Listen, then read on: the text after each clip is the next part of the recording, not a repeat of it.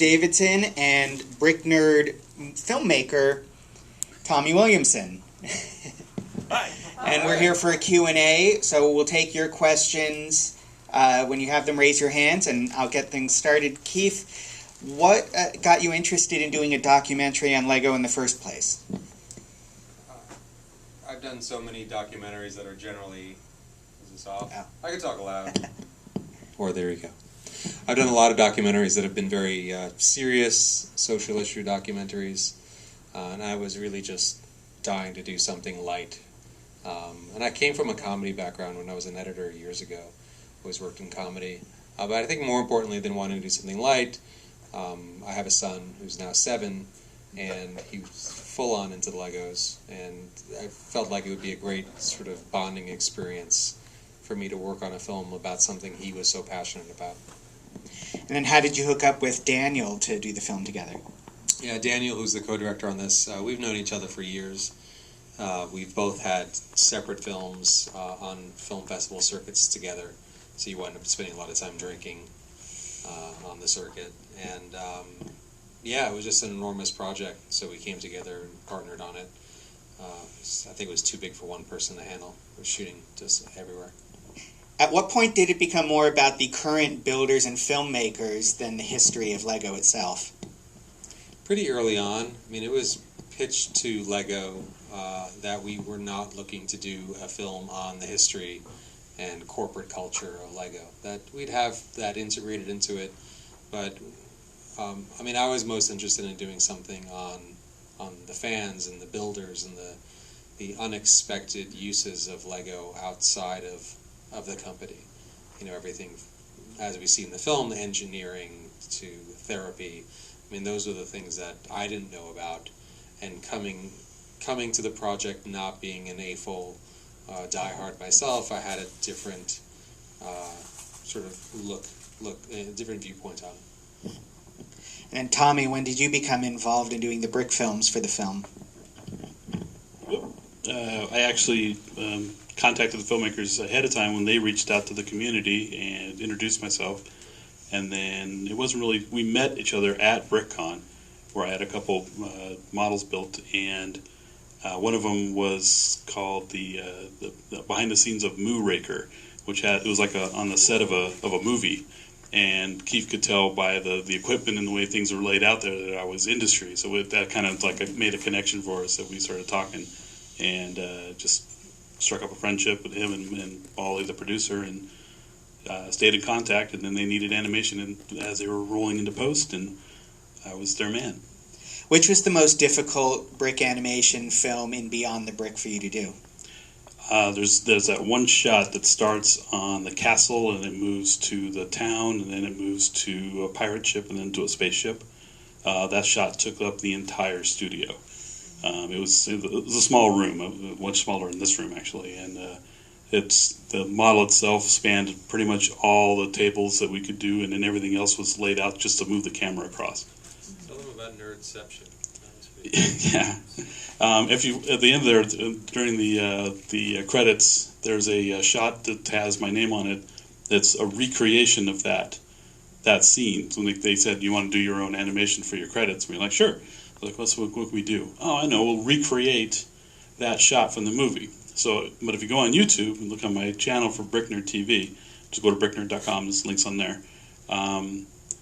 There's a thing called Nerdception, and what it is, you watch a time lapse of an animation of a time lapse of an animation. So it's the making of the Moo Raker animation. No, this is the making of this. Oh, the making of the whole movie. Yeah. Oh, so the evolution animation segment towards the end of the film, how challenging was that, and how long did that take? We didn't do that one. I'm not sure who did that. Was that? Yeah, well, look, like bringing Tommy into the mix here, we really wanted to try to integrate the AFOL community into the movie making. There's so many great movie makers in the Lego community, yeah. Great stop motion animators. So we intentionally sought out, someone to do not only the opening animations and the animation throughout the film, but the end credits. So the idea with the end credits is we put a word out on the Lego fan site saying, hey, who wants to do some end credits for us? We need producer, director, executive producer, and every single one of those came back from fans. And we didn't give them any direction other than what the tech spec should be, but it was their interpretation of what, I guess, the above-the-line crew was. The only ones we did were the Devashka and our own credit. All the other ones that are in the credits are all done by other brick filmers. And I think the executive producer one was spot on. Yeah, I love that one. Yeah. What do you think of Melting Point? Have you seen the finished film, and can we see Melting Point yet? I haven't seen it. Yeah, I haven't either. No, don't know. We're not sure. We're not Anyone sure. know? I would hope it's done by now. If it's not, then Oh, he's behind budget. Behind schedule. behind schedule. Did I start to see some hands in the audience yet? Just when you think of something, raise your hand. How did... I have swag for good questions. Oh, there's some motivation. When did you find Alice Finch? We found Alice Finch physically at BrickCon. I'd been hearing about her for a while. It was one of those things where it's like, we were just talking about this outside, where you meet one person who knows someone else who knows someone else, and then you cross-reference that with all these other people that are mentioning the same names. Everyone's like, you have to meet Alice Finch. And we were really wanting to find a woman builder, a great woman builder.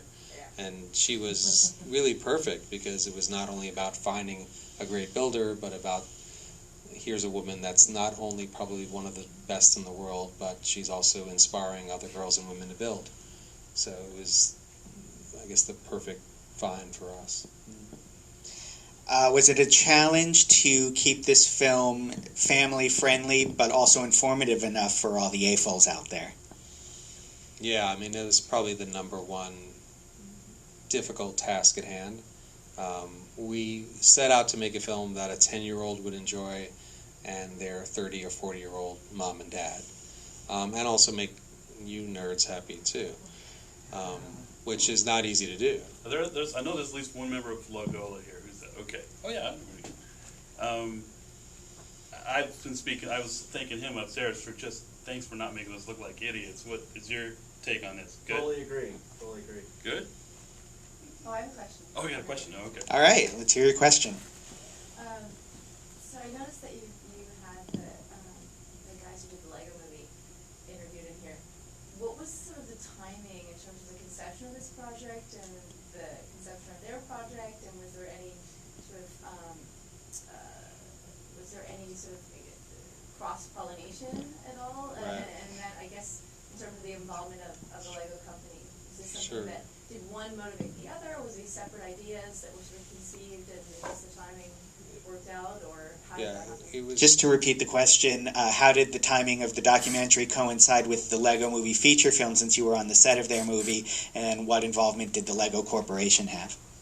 Thank you. That's much more quick. Well, first with Lego, we weren't commissioned by Lego to make the film, so they didn't finance the film. It's basically an independent film. And it's actually kind of a unique partnership, and I don't know of any other partnership like this, where they're still working with us. They're still our marketing partner, and they're doing a ton of press around it, and they're fully behind the film, but they didn't have creative control on the movie. So with the Lego movie, I mean, you know, we finished this film quite a while ago. I mean, we finished this film last March. So when we filmed that scene, they were still in production. So we had no idea really what that movie was even about. All we knew was, hey, we could get access to the set, really just for like a few days. They were shooting the Master Builder set, but everyone was very tight-lipped about, you know, what the animated movie was going to look like, whether it was stop motion or CG. We knew actually very little. So it wasn't until really, you know, many months later that we're like, oh, okay, that's what we were filming. 'Cause I had no idea what that set was, and the little kid and, you know, stomping around. Yeah, it was good timing, and what you, in terms of how you describe the relationship, your relationship for your film with Lego, certainly seems consistent with the philosophy that they espouse about welcoming the community of fans and users of the product to take it where they will. Yeah, that's true. It's another source of something that's inspired by Lego. Yeah, no, I mean, I guess it was, you know, probably part I guess, good timing on our end. They were approached, I mean, countless times to make a documentary, and it's probably because they have the team in place that made the Lego animated movie, because it's the same marketing team at Lego that handled that movie that's also working with us on the marketing side. So I do think that because of that, we were able to sort of get in there and get the rights to do it. Did she win a prize for that question? Oh, yeah, totally. In the back behind the last question? Yeah, you guys, it seemed like you hit a lot of big, like, Lego milestones in this film. How long was that just a measure of how long you were working on the film, or did you just get lucky?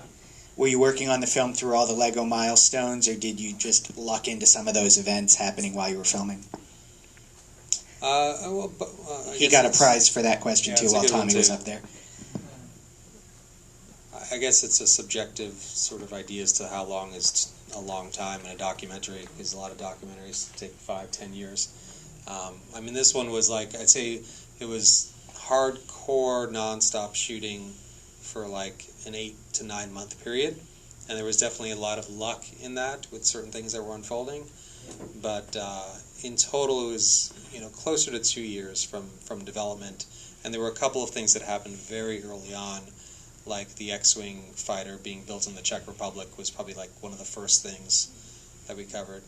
But we also felt like, as lucky as we got, we missed a lot of stuff too. It's like, you know, for the first like 4 or 5 months into production, where we're still trying to get the trust of the AFOL community, where everyone was like, no one liked us, you know, they're like, oh, they're going to ruin our brand. You know, this is our toy. We kept missing things, and that was very frustrating. So yeah, there's a lot of luck, I think, involved, but also, you know, we were ready to jump as soon as we heard of something, and, you know, there were times where it's like, oh, there's something going down tomorrow in another state, and if we couldn't get there, we'd hire a local crew to cover it immediately. I see 2 more questions here, but what were some things that you missed while you were filming? Well, like an example of that was the Guinness Book of World Records, that tallest tower. So we found out about it literally like the morning of, and we couldn't get, you know, a crew there, so we wound up having to use news footage for that. That would have been a great scene to film, and we could have gotten, it could have been actually a bigger scene. So red shirt, and then you'll be next. You guys covered a lot of different things, like, you know, about the autism and, you know, MIT, JPL. How did you go about finding out, like, what stories you guys wanted to cover for the movie? Because you guys went through quite a bit. Yeah. I'll repeat that. With stories like the autism work and JPL, how did you decide which stories you were going to include in Beyond the Brick?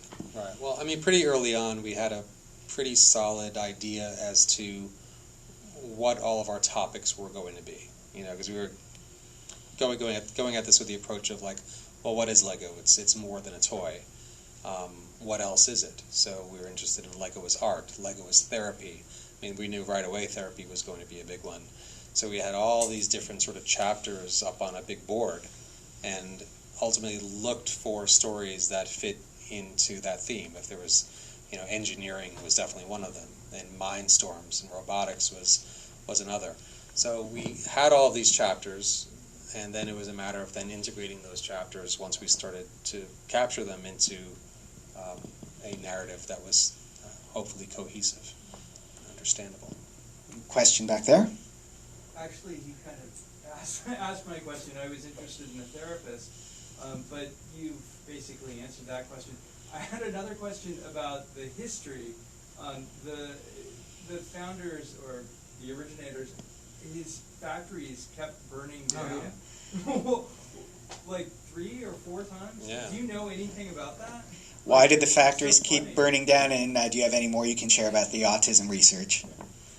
Well, I could speak to the autism research. As far as the factories burning down, it just sounds like they were hiring like cheap, unlicensed labor. Who knows? Terrible luck is all it was. It's just bad luck, right? Terrible luck. Because we asked the question, we kind of got the response. I don't know. Just, you know. And actually, the funny thing is that was the one sensitive topic with the Lego company when we showed them the cut.